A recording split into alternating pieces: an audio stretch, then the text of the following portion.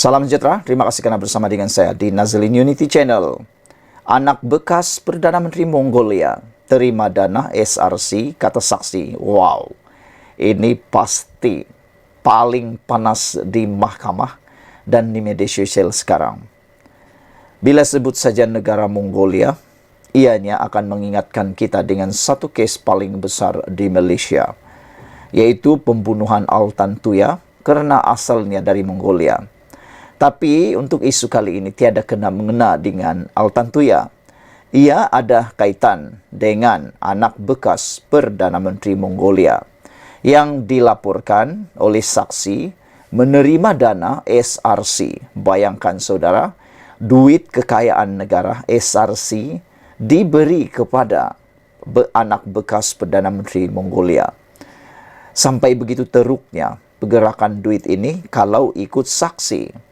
Anak lelaki bekas Perdana Menteri Mongolia menerima sebanyak AS40,000 daripada AS15 juta dana yang didakwa berasal daripada SRC International Sendirian Berhad yang berdepan masalah kewangan menurut keterangan saksi di Mahkamah Tinggi Kuala Lumpur.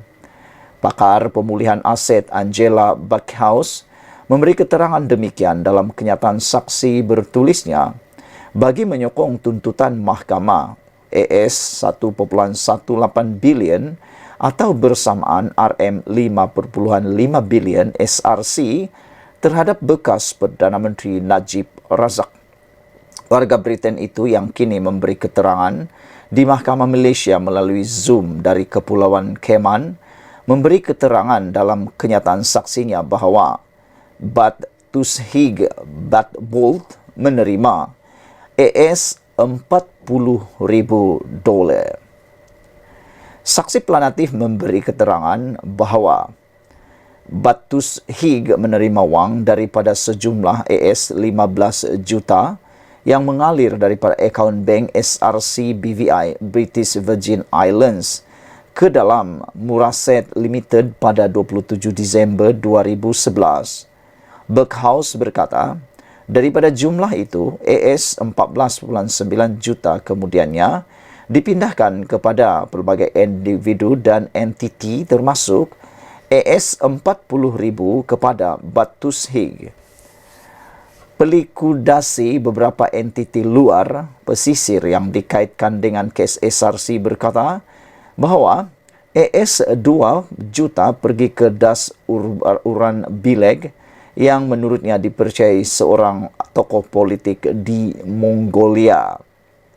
Dia memberi keterangan bahawa AS4.5 juta dan AS1.4 juta diberikan kepada dua proksi Suk Batrain yang dilaporkan iaitu Cheong Chu Yong dan Kim Hak Sion.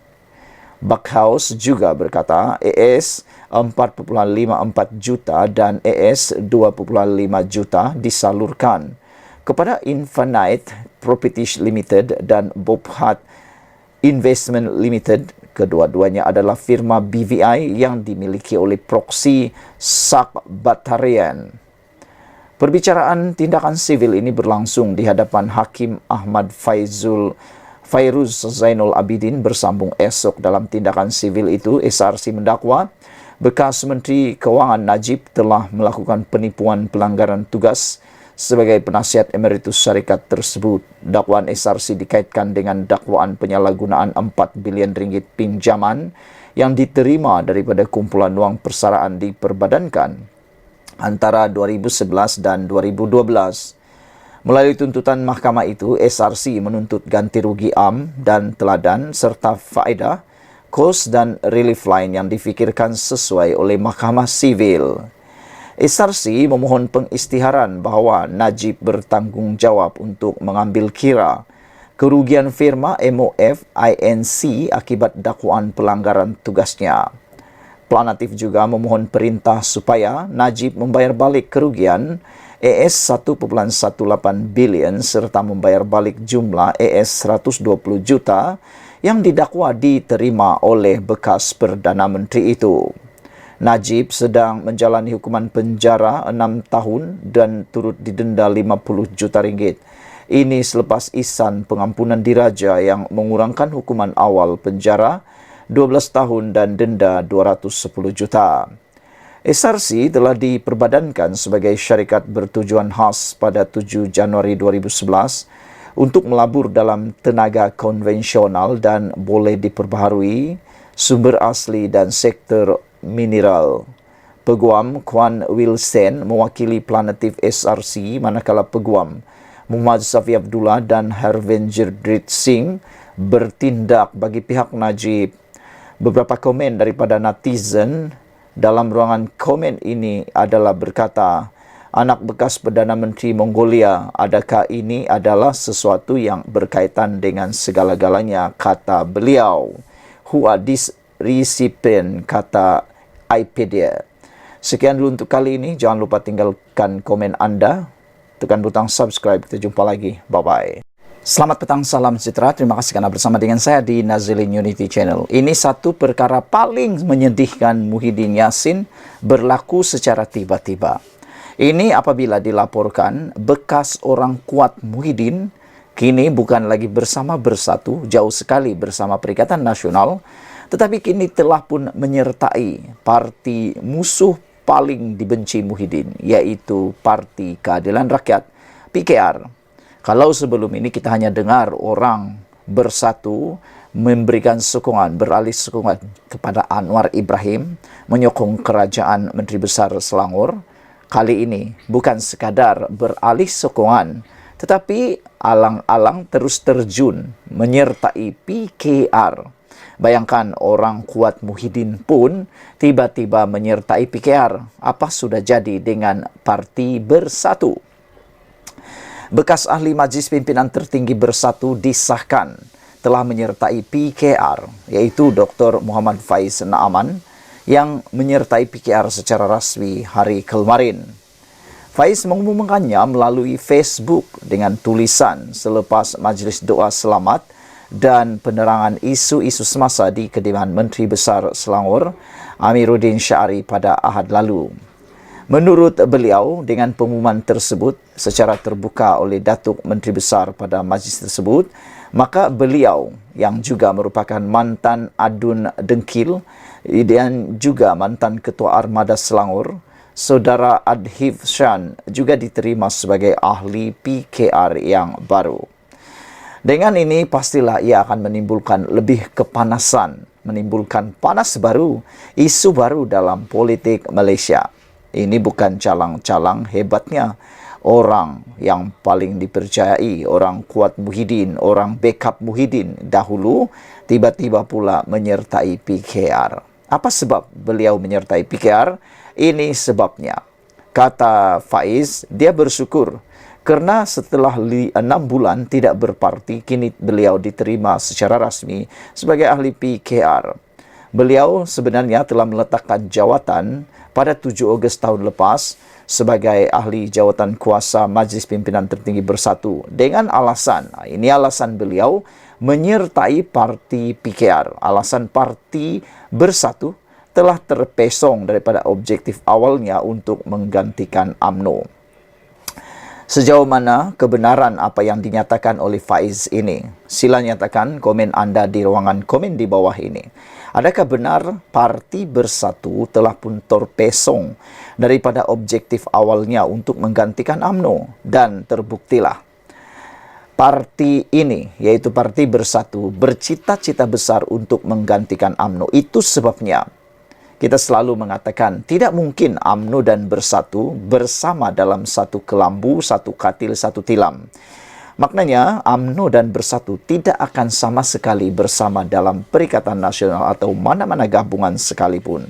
Hal ini kerana teras utama Parti Bersatu telah pun dinyatakan untuk menggantikan UMNO. Jadi kalau mereka bersama di dalam satu tilam, satu katil, satu tempat tidur, satu rumah, satu keluarga, bagaimana nanti pemilihan untuk pilihan raya nanti? Bagaimana untuk mereka berbincang pembahagian kerusi? Sudahlah, PAS pun mewakili bangsa dan agama yang sama, yaitu Melayu Islam. Bersatu pun sama, kalau UMNO masuk lagi, apa jadi huru-hara. Dia juga mendakwa, Faiz juga mendakwa, ini sebab beliau menyertai parti PKR. Kata beliau, parti Bersatu tidak dihormati oleh parti komponen terbesar Perikatan Nasional iaitu PAS. Hal kedua ini anda juga boleh komen di ruangan komen. Adakah anda juga merasa bahawa dalam Perikatan Nasional itu Big Brother atau abang besar dalam parti itu, dalam gabungan itu ialah PAS? Sejauh mana kebenarannya, kita pun boleh lihat.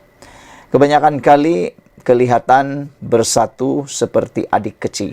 Ditambah lagi dengan konflik dalaman parti Bersatu, menambahkan lagi rencahnya, menambahkan lagi kekalutan parti Bersatu yang boleh dipandang rendah oleh PAS.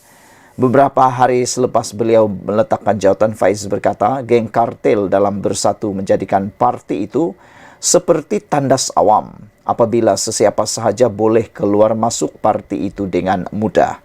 Ini pun menjadi isu hangat dalam parti Bersatu sekarang. Kartel yang dirujuk di sini ialah besar kemungkinan merujuk kepada Azmin Ali. Kerana sebelum ini, seorang adun daripada Bersatu menyatakan sokongan kepada Menteri Besar Selangor. Beliau kata ada kartel yang menguasai Bersatu Selangor. Dan beliau kata ada orang-orang baru.